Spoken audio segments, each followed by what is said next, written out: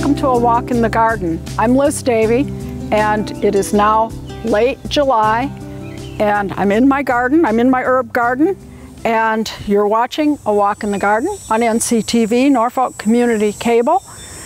And today I'm going to start by picking a few herbs that are not culinary herbs. I've been using all the culinary herbs in my cooking, but we can pick some of the others for other purposes now.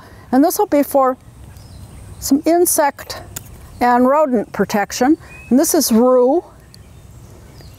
And this is one you need to be a little bit careful with. You can get some skin irritation from it. I don't happen to have it, but it's always better to wash after you've touched it. When you've pruned it, the sap from it can cause irritation, rather severe in some people, especially if you get in the sun, which we're starting to get. We had a little shower this morning. The one I'm picking now is called Southern Wood.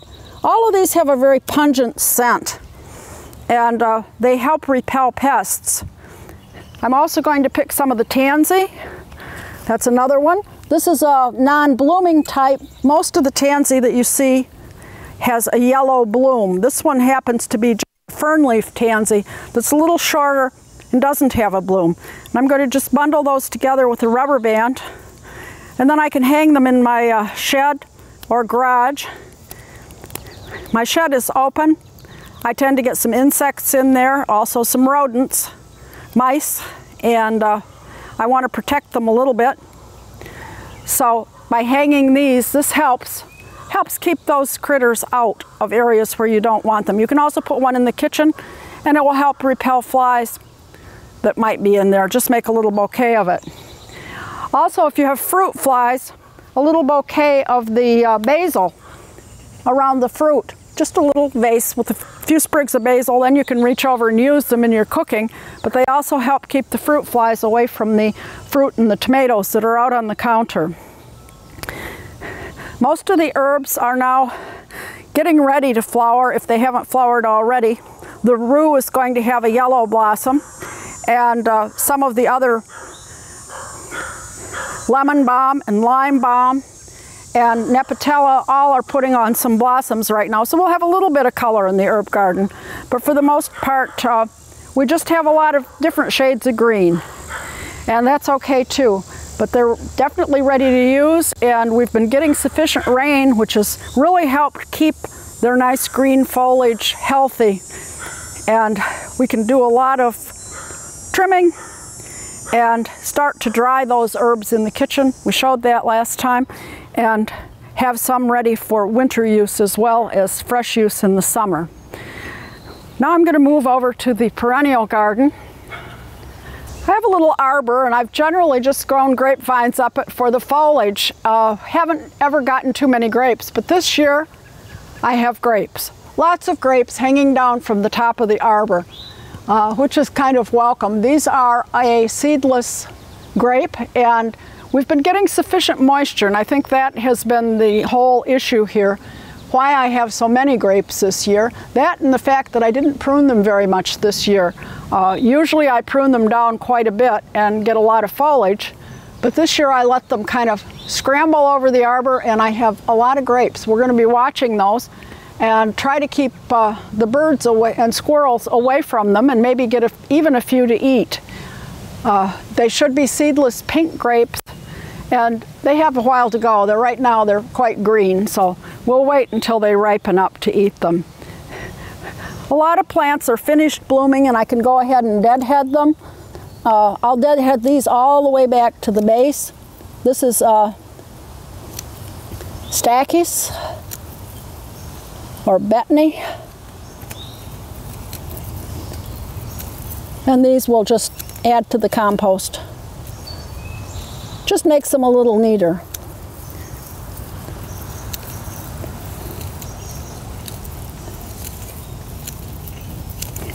We're finished pretty much for now planting in the garden. We'll come up on another planting time in the fall, but right now the important thing is to keep things weeded and neat and remove anything that's gone by. we have some lovely flowers in bloom, but I also have a rabbit problem, and they have been attacking this yarrow, which is a lovely pink yarrow. I did put a little wooden snake down here, and that seems to have discouraged them a little bit till they figure out it's wood and not real, I'm sure. But I have pots of plants that are adding to the spots where bulb foliage expired and was removed, and we have to keep watering those if it doesn't rain sufficiently. Right now Heliopsis is in bloom. The oriental lilies are blooming as well. I have a pink stargazer lily at this point, and other lilies in other areas which we'll come to. The delphinium is finished and can be deadheaded. Hopefully it will seed itself and we'll have more delphinium in this area. Echinacea. This is one that will spread. It's a native plant. It's very important for pollinators and butterflies. They really like it. And the other plant, platycodon, is not a native plant, but it does add a lot of color to the garden in August. Moving along, we have daylilies, and once a whole stalk of these is finished blooming, again, just cut it back. It's not going to add anything to have the seed pods unless you are propagating them, which I am not. You don't need them, and they make the plant look a lot neater if you just get rid of them. The Asiatic lilies have been deadheaded, and some of the others. This is a Lychnis, and this one I will let, it's a native plant, and I want to collect seed from this one, so I'll leave the seed pods on this one so that I can collect the seeds. I have some goldenrod in here. Goldenrod does not cause allergies. It's ragweed that blooms at the same time that is the source of the problem. Goldenrod is another native plant that is very attractive to pollinators, so I leave a little bit. It does reseed readily, so you have to keep removing those that come up that you don't want, but I like to have a little bit of it in the garden. It adds a nice yellow color, and the pollinators love it. My asters have been getting pruned rather regularly by the rabbits, but there's still enough that will make a show a little later on. We still have some of the butterfly weed, and this is another one I'm letting form seed pods so that I can save the seed and start a few more to share with others, perhaps, or even to plant a few more myself in other areas. Black-eyed Susans are in bloom. There's a bunch of those, and also the phlox. This is the summer phlox. I have the blue, that's a blue paradise phlox. It looks pink or blue depending on the lighting. It kind of changes throughout the day. Coreopsis still has a few blooms, but once all the blooms are gone, we can just cut those off, or if you have a large plant like this, just shear it off with scissors. That will also work. Again, these are the oriental lilies. And until about 2 weeks ago, they were accompanied by a whole field of larkspur. Well, larkspur turns out to be a real rabbit favorite because all of it has been nipped off. Some of it's trying to bloom again, but it is nipped off. If you bring lilies into the house for floral arrangements, be sure you take off these brown pollen-laden parts. Just snip out the whole inside.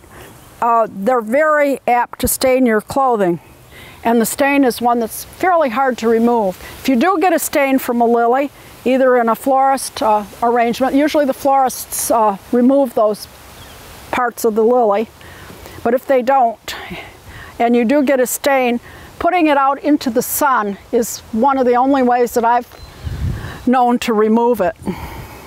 Butterfly bush is starting to bloom, and we're attracting at least a few cabbage moths and a few other butterflies at times. Echinops is another one that's coming into bloom, and this one's getting kind of challenged challenged by the red twig dogwood, but it has a nice bloom with a little different look to it. It's not as spiny as it looks, and it is very nice dried or in flower arrangements as is. The pineapple lilies, and these are a tropical tender plant which I keep in a pot. I'll bring this in the winter, but they're blooming right now. It'll go completely dormant in the winter. I store it in a back bedroom and just don't water it, just let it be dormant in a cool area, and it's starting to bloom now. You can see why it's called a pineapple lily. The flowers kind of resemble little pineapples. Daylilies are still going strong. This is a ruby stella. It'll continue to bloom for some time. I also have yellow daylilies, but I'm more partial to the pinks and the purples.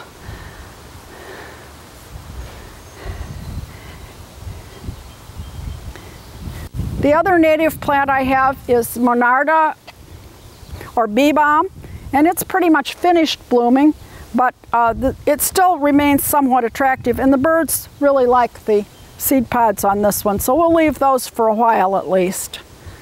White phlox is coming out, that'll be out, and sedums are starting to bud. They aren't going to bloom yet. They'll be pale pink at first, and then they will be a dark pink as fall comes on. It's about time to take all the bloom shoots off some of the other flowers. They'll look a little better groomed if you just get rid of the dying seed heads. This is lady's mantle, and it does look very nice with the droplets of water that form on the leaves.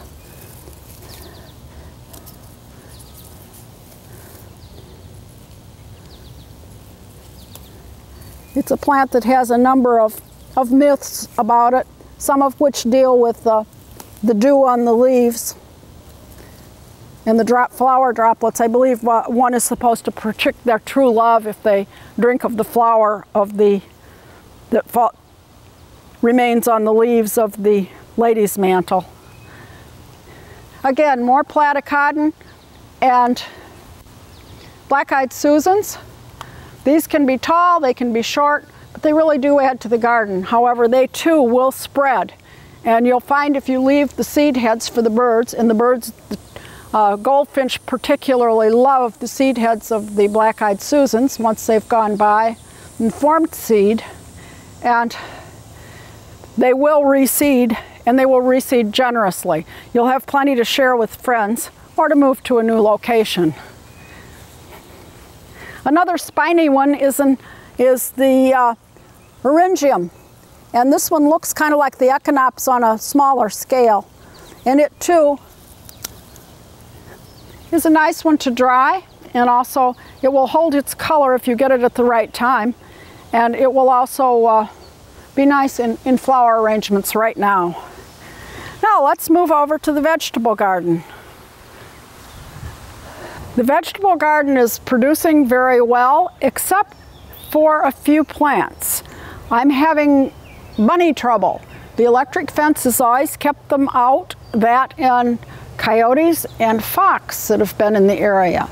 This year we seem to have a deficit of fox and coyote in this area because I have rabbits. They're awfully cute, but they have been doing quite a bit of damage. They have pretty much consumed a lot of my beans. They seem to like those very well. And my carrots. They've eaten the tops of those as well. Whether we'll get any carrots, I don't know. The golden beets have tried to make a comeback after being eaten. You'll notice I've taken out the pea fence. The peas are finished for the season, so I've removed them to the compost and I'll be putting in another crop, and I think I'll plant some more beans in hopes that we'll get a few more. How do you know if you have a woodchuck or you have rabbits? Rabbits don't take the whole plant. Woodchucks tend to mow down the whole row.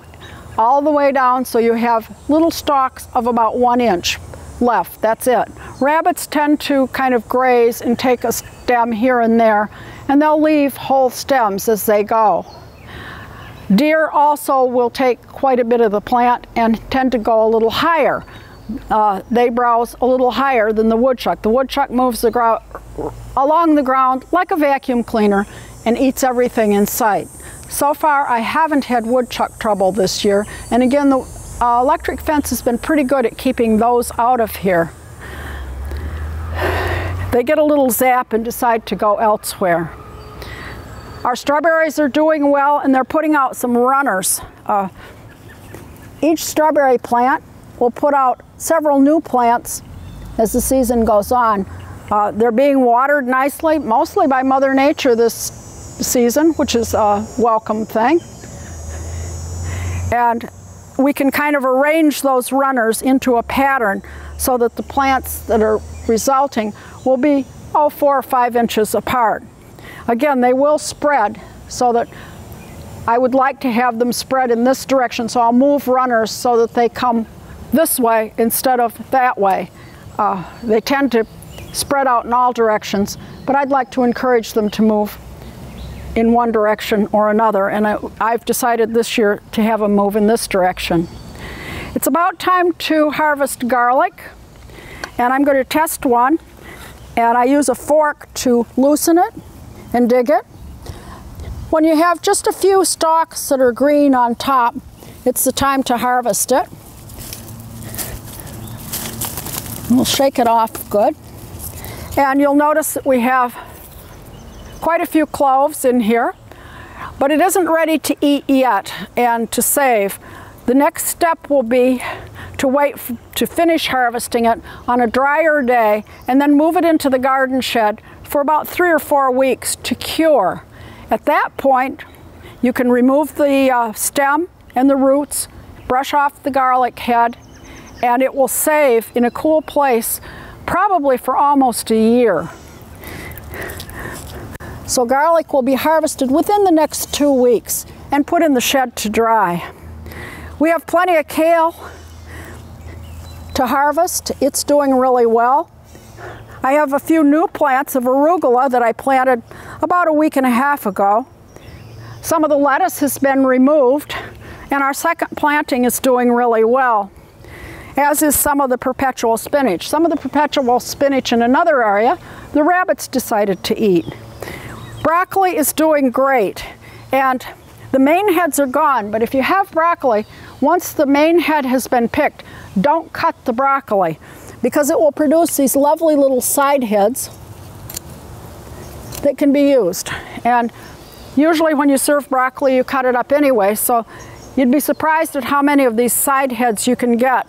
About once a week you can pick enough for a couple meals. And so the broccoli will continue to bear if you keep it watered until fall. And some of the best broccoli will actually come in these side heads when it gets to be a little cooler. Some plants shut down in the really hot weather. We've had some really hot weather, and some of them like it, but others will temporarily shut down and not do too much growing or going to seed at that time.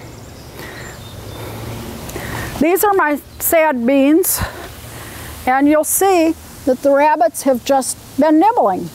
I catch them out here when I come out in the early evening frequently, and they've gotten to be fairly tame. They just look at me and say thanks for the meal instead of moving on. However, I do encourage them to move on. Lots of parsley right now.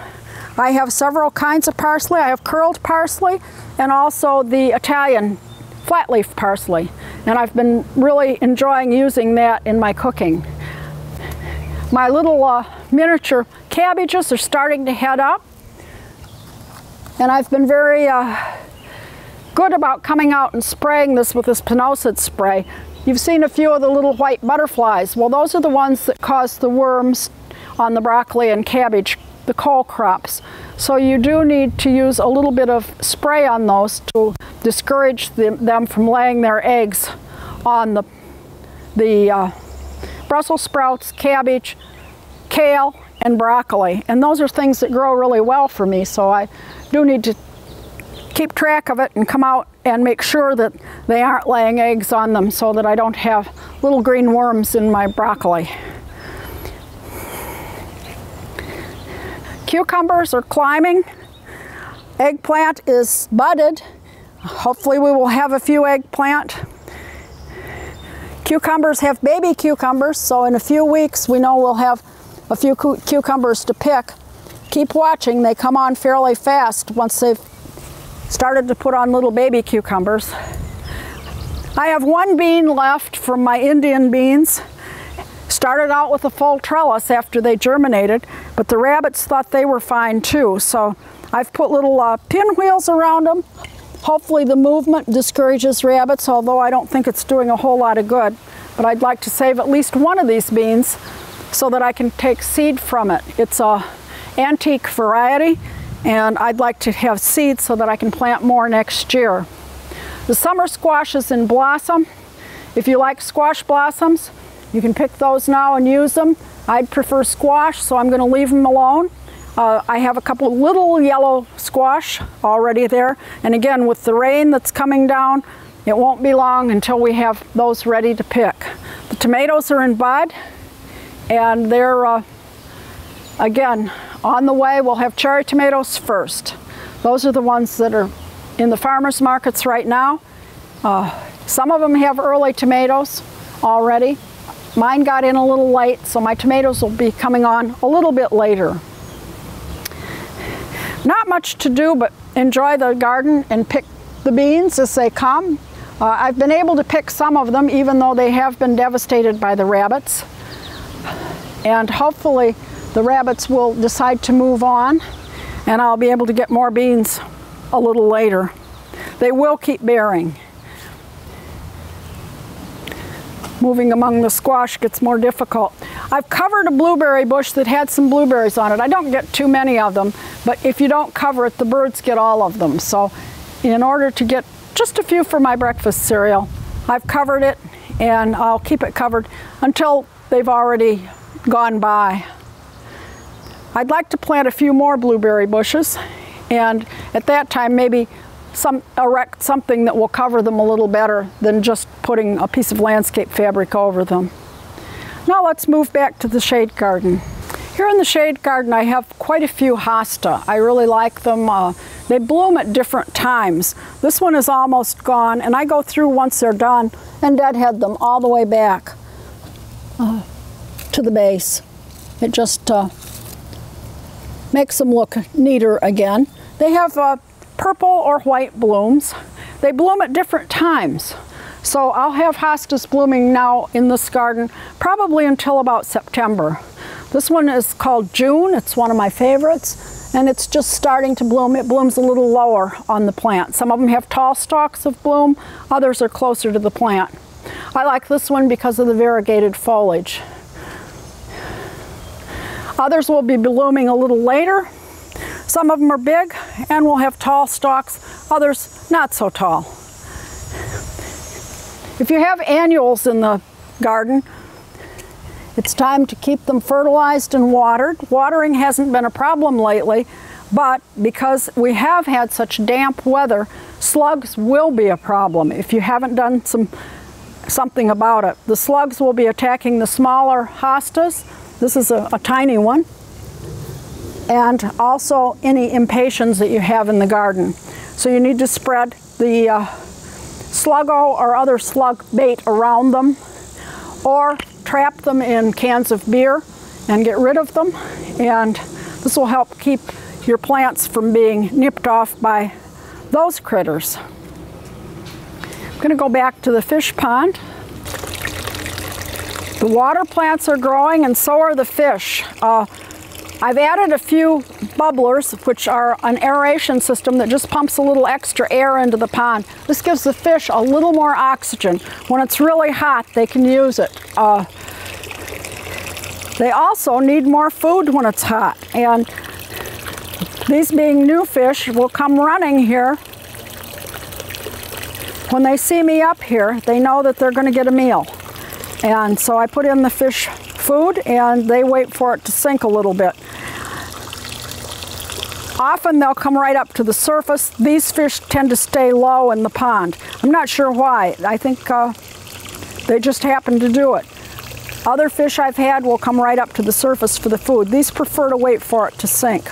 I have 7 fish, and they have doubled or tripled in size since I got them. They're on their way to being about this long. They started out tiny.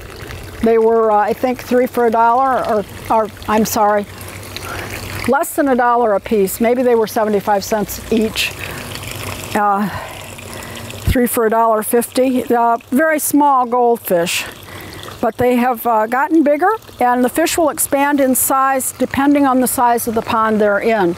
These are basically carp, and they will, a type of carp. They will live here all winter as long as I put something that will keep an air hole in the pond to prevent gases from forming under the ice. And hopefully we'll have 7 fish next spring when we come back out. I do have to be careful of the heron, which ate my last batch of fish. Since then, I've gotten a flue tile. I had it cut to a 1-foot length, and the fish can hide in there. They also hide underneath the plants and the filter if something threatens them. Even if they feel threatened out here, loud noises on they will go into that flue tile or underneath the filter and hide. And hopefully if the heron comes to eat fish, they'll do the same thing. And we won't lose any or many, if at all. Other things that can get your fish would be raccoons. They like to fish. And of course, cats might like to fish, but usually they don't get anything from a pond like this. They can go fairly deep in here, so they can escape some of the predators by doing that. We've enjoyed having them. They're kind of fun to watch, and they've enjoyed the extra oxygen they get from the bubblers of the aeration system. The plants that are out here, again, I need to watch for slugs. They will climb into plants that are in containers, so you need to put a few of the slug pellets, Sluggo or something around them, or a dish to collect them nearby and get rid of them. And just kind of keep track, and if you see a lot of holes in the leaves, that's time to take action. Deer are also around. I started spraying for deer early in the season. That seems to kind of divert their paths for a while, but don't get too complacent because they will come through again. So about once a month I get out and I spray with one of the deer sprays. There are many different varieties, and they last different lengths of time. Some of the early spring ephemeral plants have died back. I have removed most of those, so anything that's died back I take out of the garden. This helps a little bit in keeping different fungus diseases out of the garden by preventing a lot of buildup of extra dead foliage and dead flowers as well. Now I have something to show you. We talked about building a fairy garden out in this garden last year, and it's taken me a while, but I've finally done it. So let's go over and take a look at what I built. This is an old stump that was left when a tree fell in one of the storms, winter storms, several years ago, and I decided to use the pieces of tree that were around it and make a little fairy garden, or in this case, a gnome home. I found a little gnome to put in it, and I added a door in back. I stacked it up so that it has a roof. I already had a plant back here to eventually cover this stump. It's a type of clematis, a fall blooming clematis. And I added a little piece of bark from another log, made a little garden for him, and created a ladder so that the gnome would have a way in, and put in a door into his inner quarters. I have fun doing these little gardens. It probably isn't a permanent one. The stump will continue to deteriorate, I'm sure, but it's fun while it lasts. And I also put up a little flag for him to have a directions to the gnome home. Let's go in and I'll show you some of the things I use to make these little gardens, miniature gardens. Some in pots and some in baskets, and one in a hollow tree. In addition to the outdoor garden, I've made several gardens that can be used indoors or in a sheltered area like a porch. I have one sitting on my front steps under an eave, so it doesn't really get a lot of weather. It's fun to find a little figurine to put in the garden and then kind of build something around it. And I wanted to just show you some of the things I use. I like to keep it natural rather than using too much in the way of things I've purchased. You can purchase all kinds of things, by the way, to make these little houses. But I like to find things like a piece of wood with a lot of green lichen on it. Perhaps a couple pine cones or pieces of wood that are kind of an interesting shape. I do make the little houses. I've made a couple of these. This is the design that I've used for several of them. And what I use for those is basically a water bottle. And I'll use a pair of scissors to cut a door.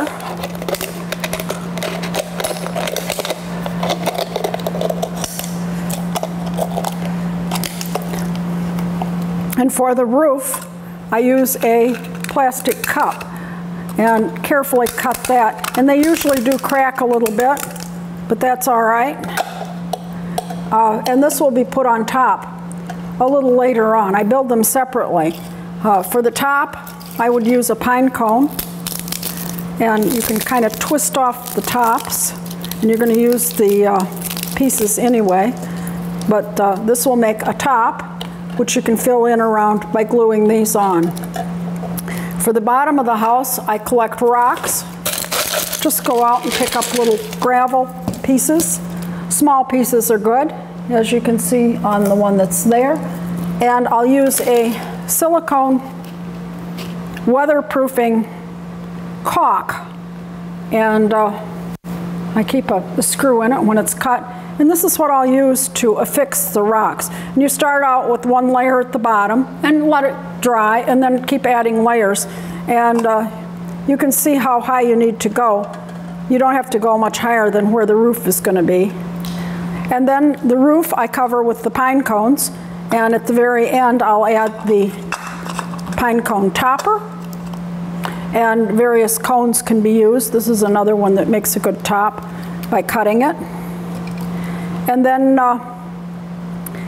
fill in around it between the top and where you've put the other pieces of pine cone so that it's kind of one unit. Then you can glue that onto the top of the water bottle. They really aren't hard to make. Then for the door, I'll cut a piece of bark, and I've used some herbs to kind of decorate them. The doorknobs are a whole allspice, and you can use cloves, you can use mustard seed, you can use cinnamon sticks to make little decorations on the garden. This is a whole allspice or a piece, that one's a piece of pine cone. I've used allspice or little pine cones or little cones. I like to collect things out in the garden in the fall and save them, and then have a whole set of things that can be used in the garden. Little seed pods are a nice addition. Acorns. Acorn makes a good little area, and other small cones. All types of cones and pods can be used. Even shells, if you're in a beach area, could be used in the garden. And some plants, even florist plants that dry, can be dried and used. The green plants that you see are actually succulents, and these don't require a whole lot of water. This one probably could use a little bit more now. And then moss, and you can get some dried moss, or you can collect your own outside. This is a collection of different types of moss and sphagnum moss, but some of the green mosses can be used. You can add some other accents. Again, there's a variety of little fairies available. We can set this one in here too. and gnomes. I kind of like the gnomes, or little animals too. This is a little tiny turtle that I found, and he looks very nice on a little flat rock. Larger rocks can be used as accents. Again, the succulent plants, this one has grown and continues to grow around and around my handle. It started out as just a tiny one. Outside, I tend not to use the succulents because I'm not sure they're completely hardy, but I will use little hosta or other plants depending on whether it's in the sun or the shade. These will stay inside, and again, you can choose a pot. If you choose a basket, use a liner. I just used a trash bag cut to fit inside so that the dirt wouldn't leak out, and I used just a potting soil mix. Preferably one that has a little vermiculite or sand in it. You can use gravel to make waterways. There's just a lot you can do. They're fun and a good little garden craft. You'll note that the door does open and close. What I've used on that is a piece of an old t-shirt cut in tiny little strips and glued on both sides of the door so that the door will open and close. Things that you find around the house. Basically, no expense involved in making the house. Just finding things and recycling a little bit. Now let's go in the kitchen and do a little cooking with some of the things we've picked from the garden. Today I'm going to use some of the broccoli that I've picked from the garden and make a cream of broccoli soup. And this particular recipe is a little more healthy because it doesn't have a lot of cream in it, just a little bit of sour cream at the end, and it has a lot of vegetables. And I'm going to start by adding a small onion to a tablespoon of fat, olive oil, a big stalk of celery that's been cut up,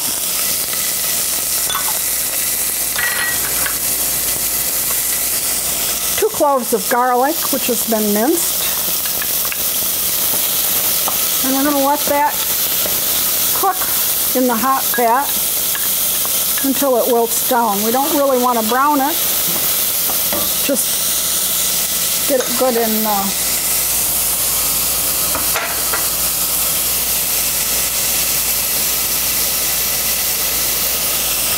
I'm going to do this for about 10 minutes.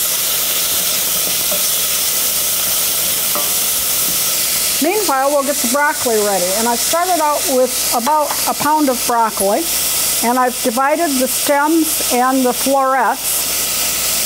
And the stems are in this bowl, and the flowers are in this one.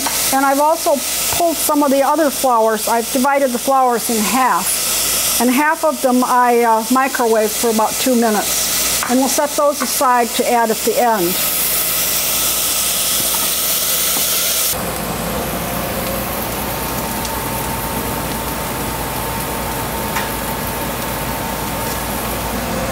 At this point, I'm going to add those broccoli stems.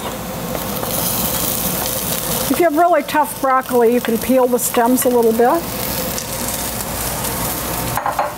And we want to add 3/4 of a pound of potatoes. And these I've had in cold water.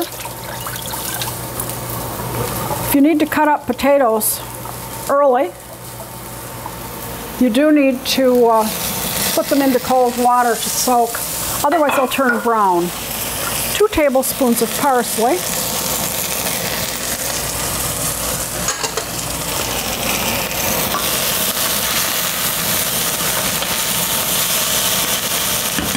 And I'm going to turn the heat up and add 2.5 cups of water. I'm going to bring that to a boil and then let it simmer for about 10 minutes. 10 to 15 minutes. We want to get the potatoes cooked. First we'll bring it to a boil and then turn it down. It's boiling now, and I've turned down the heat, and we're going to let this simmer 10 to 15 minutes. And while it's simmering, we're going to do something else. I'm going to make some dog cookies. Buddy had a birthday. You've probably noticed Buddy following me around outside. He's my dog. He's a golden doodle who, in his spare time, visits nursing homes and sometimes reads to the kids at the library. Actually, they read to him. And he enjoys his work, but he also enjoys his leisure, and he likes cookies. So I'm going to make him some homemade dog cookies, and these are peanut butter cookies. There are lots of recipes for dog cookies, so if you have a dog, I'm sure you can find one with ingredients that they will like. I'm going to start with a cup of whole wheat flour, a half a cup of oatmeal,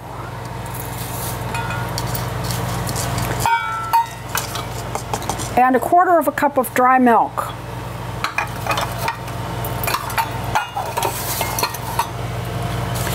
And a tablespoon of parsley for a little seasoning. You can add a little salt if you wish, but I don't really think it needs it.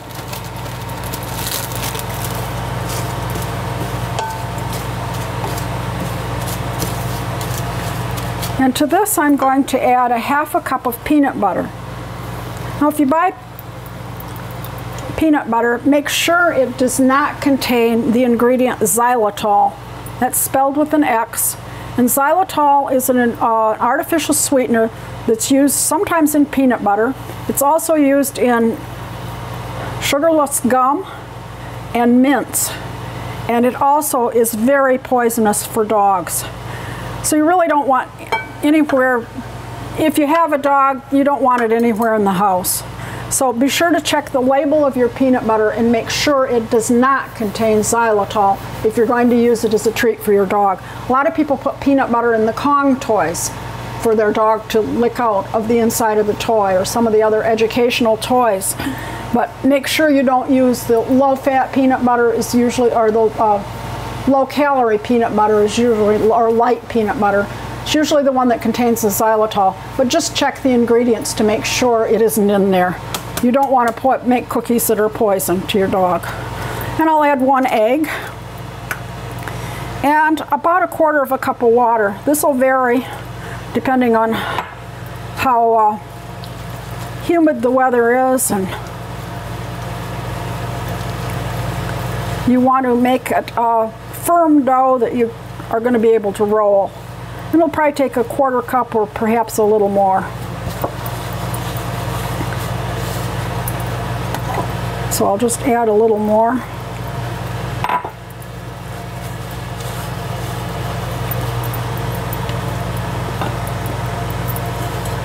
The next step is to just gather it up.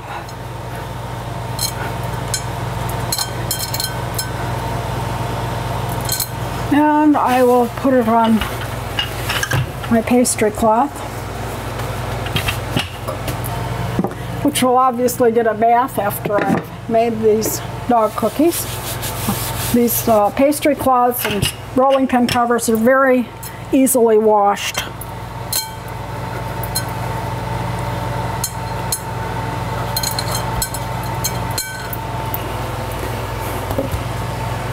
Move this over here, and we'll roll this out.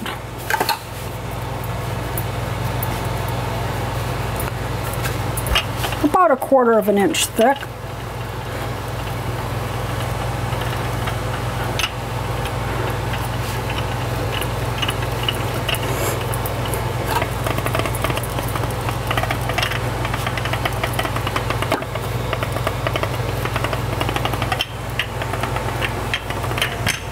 And I have a variety, having had many dogs over the years, I have a variety of dog bone cutters. I'm going to make the larger ones today. We can always break them in half for treats. One of these is going to be a good hearty treat, so maybe half would even be better. And I'll put these onto my parchment lined baking sheet.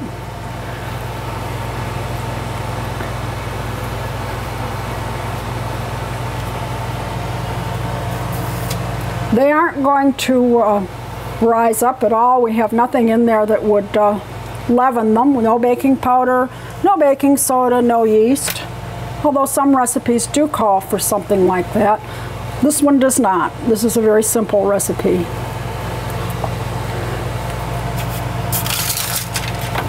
And we can re-roll the scrap.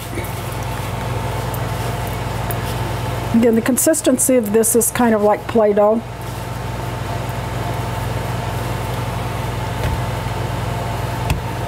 So it's fairly easy to work with.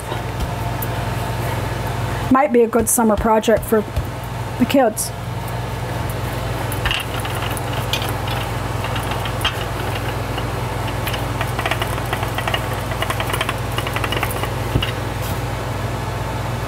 Oh, a little too thick.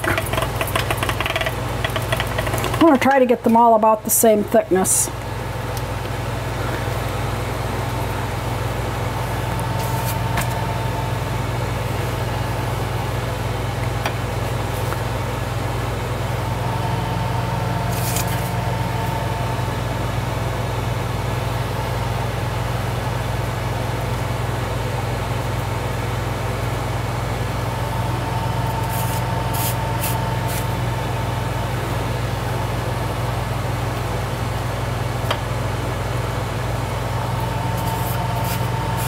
If you don't have a dog bone cutter, you can just roll this into little balls and then flatten them out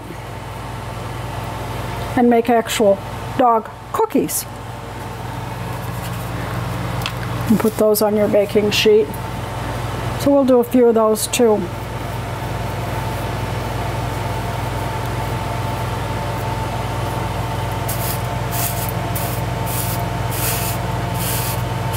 And we can move them closer together. Probably get the whole thing on one sheet. There, we have all our dog cookies formed. And now we'll put this into the oven at 300 degrees for probably 40 minutes to an hour. You want them to be dark brown and also very crispy when you take them out. You want them completely dry. Even so, I will probably store the finished cookies either in the refrigerator or the freezer and take them out a few at a time to give to my dog. Now let's check our soup and see how it's doing. It's cooking.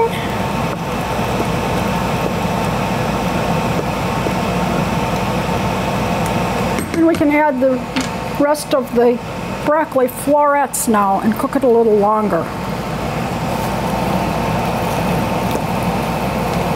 The florets don't take as long to cook as the stems and the potatoes, so they can be added a little later. And again, we want to keep this on low and simmering for about another 5 to 10 minutes. All right, our vegetables have cooked and our soup is ready to be finished. And I'm going to use the immersion blender in it to puree it.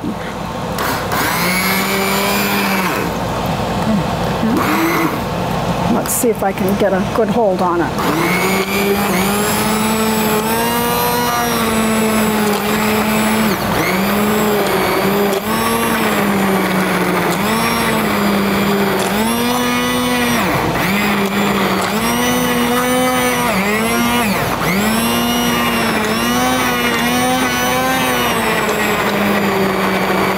Use a blender or food processor.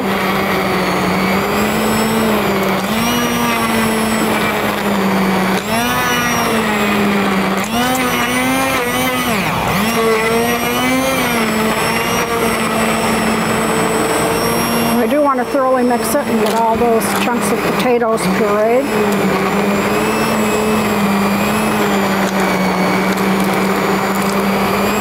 Without making too big a mess, we hope. Stir it around.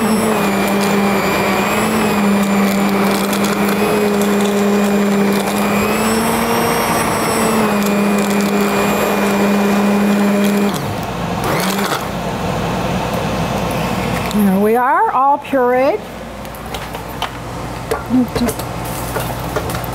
Head into the sink. And then the cream part comes, and that's just a little bit of sour cream. I'm going to move it off the heat at this point and add a 1/4 cup of sour cream. Light sour cream is okay. If you use a light sour cream and make this recipe, each cup is about 100 calories. according to the recipe. And we need to add a little salt, about 3/4 of a teaspoon of kosher salt. And we'll stir that in with the cream.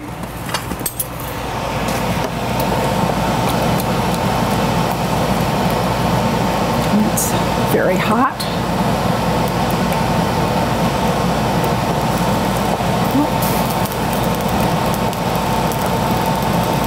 We're going to let that sit a little while and clean up the parts that spilled.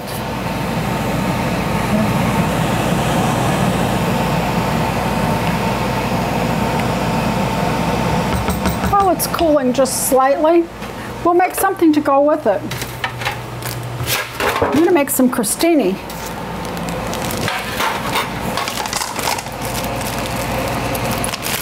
And these actually could have been started well ahead. But to make them, I slice a loaf of French bread to about 1/4 inch slices.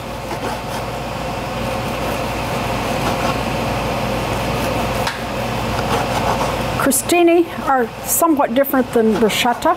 Bruschetta are generally hot, whereas crostini are often served cold, and that's what these will be.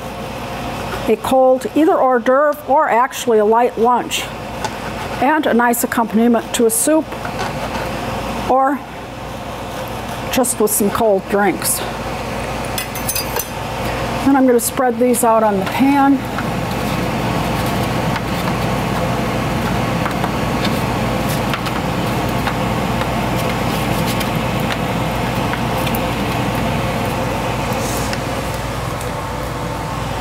And brush each one with some olive oil.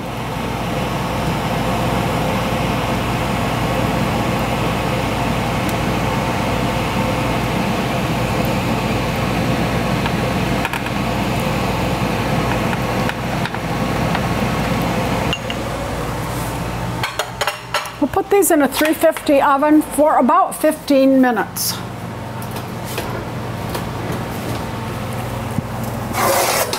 And then when they come out, they are toasted and crisp and browned a bit. And when they come out of the oven, you'll take a piece of garlic, which has been peeled and cut in half, and rub each one with the garlic clove. This gives them a little garlic flavor. So they're garlic crostini.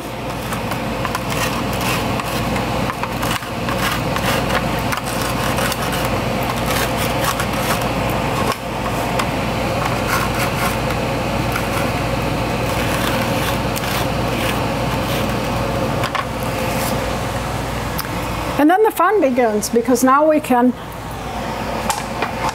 either put them into a basket to serve them, or make them up yourself, or let your guests make up their own with a variety of toppings. And I'm going to move the toppings over to this side.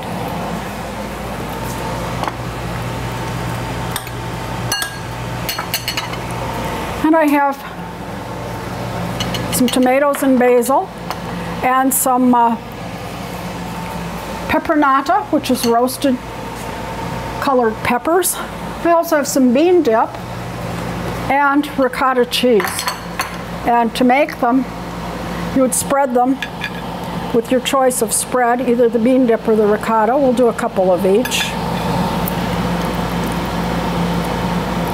But if you put out all the toppings and then just put out the crostini in a basket or bowl, people can make their own.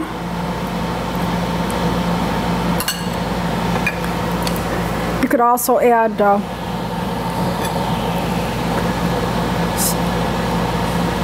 some other items. You could add some olive paste that you can purchase. And we'll just add some toppings. This has some olives in it. I had made this up earlier. And it's basically red, orange, and yellow peppers, which have been sauteed, and then added a little tomato sauce and olives and baked a while.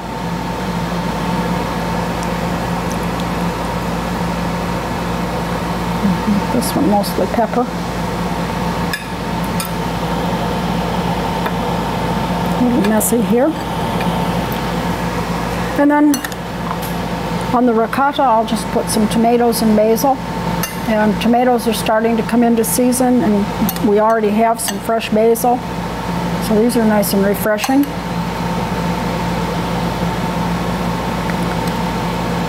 And again, it makes for a nice little party dish that people can serve themselves. And you can add cold meats if you wish. Or a little mozzarella, fresh mozzarella balls. And you have something nice to go with your soup, which we will get out. A bowl of the cream of broccoli soup. And this we can garnish with a few of the steamed broccoli buds and a little Parmesan cheese.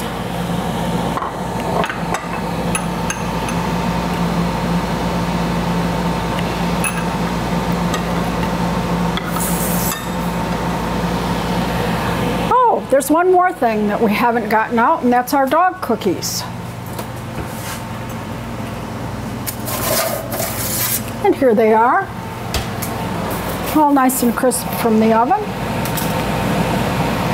And we can even tie them together and make a nice little gift if you have a friend with a dog that you'd like to share them with.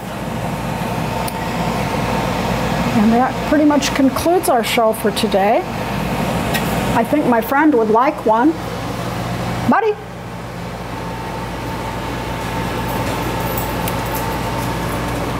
Would you like a cookie? Huh? Up. Come on, sit up. Smile, yeah. Mm-hmm.